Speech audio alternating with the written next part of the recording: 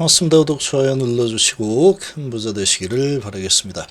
자, 지금 주가를 조금 흔들어대면서 아주 심리를 크게 흔들어대고 있는 상황이 발생을 하고 있는데, 제가 보기에는 이런 부분은 좀 심약한 개인 투자자들의 물량을 흔들어서 물량을 갖다가 뺏어버리겠다, 이런 의도라고 밖에 보지 않습니다. 그런 의도 말고는 이 설명이 불가하다.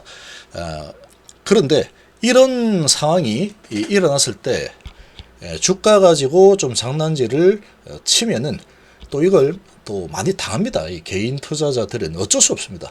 특히나 이제 단기적인 시각을 가지고 단기에 들어와서 어떻게 한번 해보겠다, 그렇게 들어오는 개인들 물량들은 많이 떨어져 나갈 가능성이 높습니다. 자, 그렇게 될 수밖에 없는 거다. 믿음이 부족하면은 어쩔 수 없는 거죠. 자, HLB의 가남화가 확신 근거는 아주 명확합니다. 아주 명확하다. 이걸 믿을 거냐, 아니면 익명의 도대체 저 사람이 누군지, 주주인지, 공매도거나 풀인지, 아니면 뭔지, 주식을 팔고 안티에서 주가가 내려오면은 다시 살려고 하는 건지, 뭐 이런 부분을 알 수가 없어요. 누군지 알 수 없는데 아주 뭐 이렇게 장황하게 글을 써가지고 마치 그게 정말 회사가 99% 허가를 확신하고 있는데 이거 다 아니야, 뻥이야, 이런 식으로 막 반발 글을 길게 쓴 이런 사람들은 일반적인 안티라고는 보기가 힘들겠죠. 아무래도 가남 시장은 앞으로 더욱 커집니다. 더욱 아주 더 크게 커질 수밖에 없는 상황이다. HLB의 리복 함넬이 시장에 또 진입하면은 이 부분이 더 시장을 키울 수밖에 없는 상황이다. 이렇게도 볼 수 있습니다. 자, 주가는 미래 가치를 반영하는 거지 현재 가치를 반영하는 게 아니죠. 자, 먼저 HLB가 왜 승인을 확신을 하고 있느냐, 이 부분은 정말로 많이 뉴스로도 계속 냈고, 그리고 회사 홈페이지를 통해서도 아주 많은 이런 확신의 근거를 계속해서 알려주고 있죠. 회사를 믿을 거냐, 아니면 뭐 누가 썼는지도 모르는 이런 뭐 종목 토론실에 뭐 이러쿵 저러쿵 하는 이런 글들을 믿을 거냐라는 겁니다. 어디를 볼 겁니까?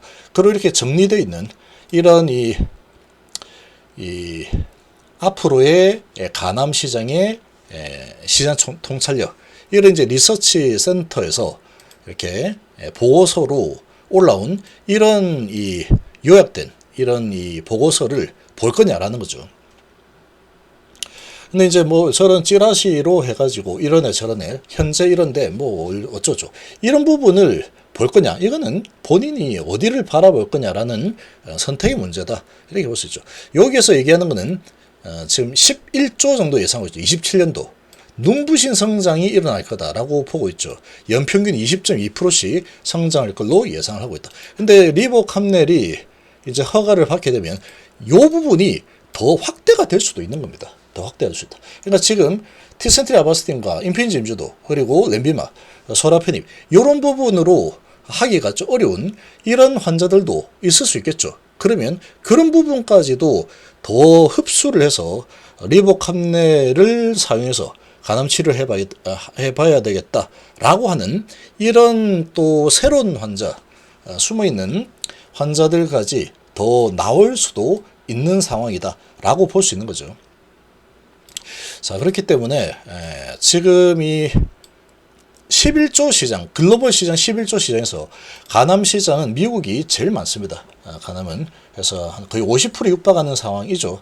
자, 이런 상황의 절반이니까 한 뭐 총 11조에서 5조 정도로 볼 수 있는 거고, 그럼 그 5조 수준에서 절반이면은 2조 5천억, 이 딱딱 맞아 떨어지죠. 자, 이런 부분이다. 자, 그리고 지금 HF에서 확신하는 이유는 아주 명확하죠. 가남 1차 치료제로 보면은 로슈 거, 아스트라제네카 거, 그리고 에자이 거, 바이엘 거가 있는데, 자, 얘들은 이제 어렵습니다. 지금 에자이 렌바티닙이 13.6개월이죠.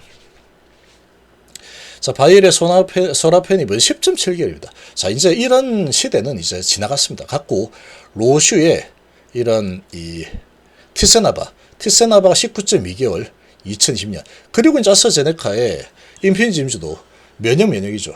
몇년 면역이 16.4개월인데 HLB 리복 합렬이 22.1개월입니다. 근데 이번에 아스코에서 발표하는 게 추적 관찰해가지고 발표를 하죠. 여기에서 23.8개월로 더 연장된 데이터를 이번 아스코에서 발표할 예정이다. 5월 30일부터 진행을 하죠.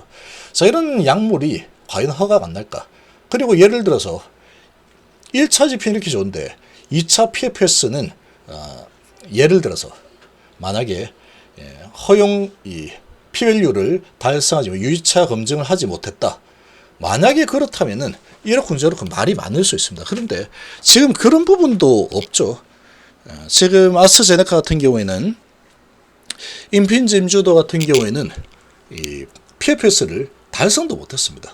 달성도 못했지만 OS가 길다. 근데 기존의 로슈 약물이 19.2개월이 더 길죠.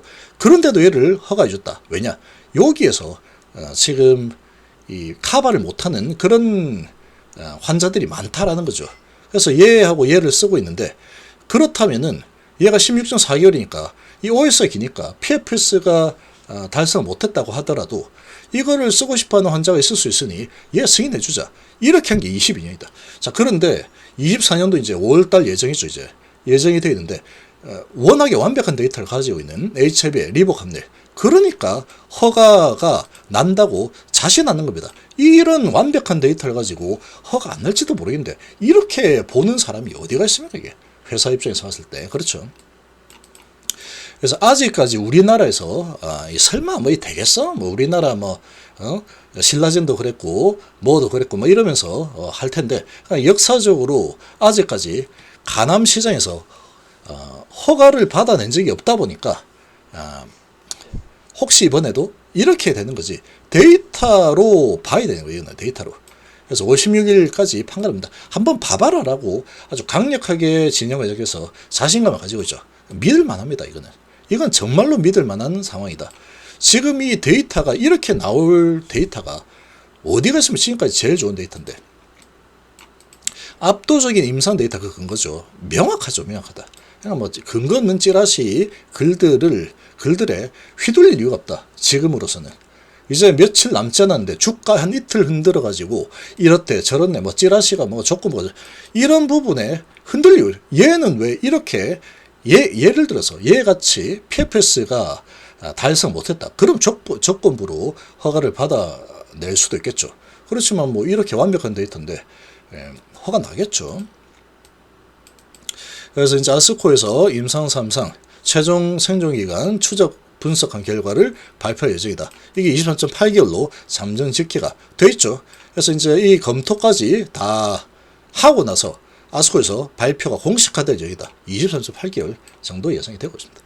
자, 지금 이 리복 합렬의 이 데이터는 정말 경이적인 그런 수치입니다. 이거는 경이적인 수치다. 간암 시장에 정말로 이 간암 환자 입장에서 보면은 정말로 기다리던 그런 약물이 진짜로 이제 탄생을 하는구나. 이렇게 볼 수 있는 거죠. 간암 환자 입장에서 본다면 그렇습니다. 약점을 다 가지고 있지만 얘는 그나마 어떤 형태로 간암에 걸렸든 간에 다 효과가 있다. 이런 약물이 바로 리복 합렬이죠. 그래서 출시 시점도 이미 못 박아놨죠. 9월 3일로 못 박아놨습니다. 이제 한 8일 남겨두고 열심히 흔들기를 하고 있죠. 열심히 흔들기를 하고 있는 상황이다. 이렇게밖에 없습니다. 그리고 주가는 미래를 보고 하는 겁니다. 그리고 매출도 27년도 미래를 보고 이렇게 설정을 한 값이라고 하면은 아주 명확하게 과학적으로 접근한 수치라고 볼 수 있는 거고, 그리고 자 한번 보시면 자, 한미 반도체가 지금 주가가 한 1년 반 만에 15배 올랐습니다. 15배. 15배 올랐는데 지금 HBM 반도체 기대감으로 올랐죠. 자, HBM 반도체가 지금 반도체 시장에서 현재 차지하고 있는 비중이 작년에 한 자릿수예요. 한 자릿수. 100%라고 하면은 9% 정도 밖에 안 됐습니다. 근데도 HBM 반도체 관련주가 엄청나게 올랐죠. 작년에. 그리고 올해도 이렇게 올랐습니다. 그래서 지금 PBR이 22까지 올라왔죠. 추정 PR이 70일까지 올랐다. 앞으로 계속 성장할 거니까. 그리고 시총을 13조 수준까지 끌어올렸다. 지금 보면은 작년 매출이 1,590억입니다. 1,590억. 영업이익이 346억이죠. 올해 예상되는 게 매출이 5,670억, 5,690억이다. 자, 그런데 영업이익이 2천억밖에 안 될 걸로 지금 나오고 있죠. 근데 작년보다는 훨씬 더 크게 올라가죠. 순이익은 작년보다 올해가 순이익이 더 졌다. 근데 영업이익이 크게 올라가. 이게 중요한 겁니다. 매출 올라가. 자, 이런 상황인데 내년도 되면 25년도 되면은 매출 1조 자신 있다. 이렇게 얘기하고 있죠. 그러니까 앞으로의 성장 가능성 이런 걸로 주가가 평가가 되는 겁니다. 이 성장 산업, 새로운 성장 산업 이런 부분이. 항암제 이런 바이오 쪽은 성장 산업이고 미래 산업이죠. 거기에다가 진입 장벽 도 무지막지하게 높은 것이 바로 이 제약바이오 쪽이고 특히나 이 항암제 시장 쪽이 진입 장벽이 그렇게 높습니다. 그렇게 높다 보니까 하나 성공하면은 기업의 가치가 떡상하는 거죠. 모더나가 정말로 이제 항암제 부분은 아니지만 백신을 하나 개발해서 시총 200조를 찍었죠. 자, 그러면 레인보우 로봇을 보면은 얘도 주가가 한 15배 올랐습니다. 한 1년 반 만에 15배 올라갔는데 시총이 3조 4천억 정도 되고 있죠. 자, 지금 추정 피해는 없습니다. 적자이기 때문에. PBR이 26이죠. 자, 그런데 3조 4천억짜리 매출을 보면은 작년에 153억이 153억. 근데 작년에 엄청난 주가 상승이 일어났죠. 그리고 영업이익이 마이너스 446억이었다. 올해는 영업이익이 64억 정도 예상이 되고 있습니다.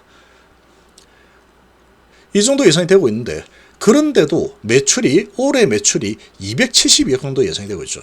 그런데 앞으로 로봇 시대가 열릴 거다. 그러니까 그런 부분이 시가총액으로 이렇게 인정을 받고 있는 상황이다. 이렇게 보시면 되죠. 지금 HLB의 시가총액을 형성하고 있는 것은 미래가치죠. 미래가치를 보고 형성이 되고 있는 거죠. 그래서 FDA 허가가 나게 된다면 HLB의 이 가치는 아주 떡상을 할 수밖에 없는 상황이다. 그런 겁니다. 지금 그렇게 되어 있는 상태다. 그래서 지금 HLB 같은 경우에도 지금 매출이 이거밖에 안 되죠. 영업이익은 계속 적자죠. 적자지만 FDA 허가를 받아내기 위한 그런 과정들이 이렇게 투자를 계속 해온 거죠. 근데 드디어 이제 결실을 맺는 시점이 8일 남았습니다. 테슬라도 그랬죠. 테슬라도 돈을 10원도 벌어보지 못하다가 2019년도 말에 드디어 이제 흑자 전환이 이제 되고 아주 처음 시장은 아주 미약했죠. 그러고 이제 아주 강력하게 성장이 일어날 거다. 턴어라운드가 시작이 됐다. 드디어 돈을 벌기 시작했다. 그러면서 계속해서 적자, 1년에 영업 적자가 1조 이상 나왔죠. 그 정도 나오다가 이제 흑자 전환하고 급격하게 이제 성장을 하면서 테슬라 주가가 정말 많이 올랐죠. 그런 게 바로 이 주식 시장이다라고 보시면 되겠습니다.